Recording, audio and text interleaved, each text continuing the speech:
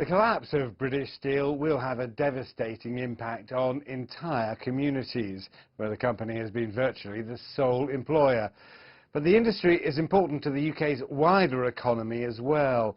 Collapse came when the government failed to provide a $50 million loan to help the company over what it called Brexit uncertainties. The official stance that the terms of the loan breached European Union rules on state aid. Because there isn't the security available for any further injections of cash, it's not legally possible for me to do that. And so what happens instead is that the firm, having gone into insolvency, will now, with the official receiver, find new partners, new investors, and I will play my part in making sure that they get the chance to see that these are successful and important steel-making facilities, going through a difficult time, but the world's always going to need steel, and British Steel is amongst the best in the world. Brexit's not the only factor involved in British Steel's collapse, but it is an element.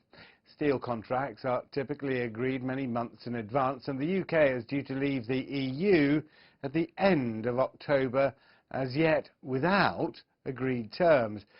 It's meant British Steel's overseas customers didn't know what tariffs they'd have to pay after Brexit, and consequently, it's reported, orders dried up, leaving the company with a cash shortfall.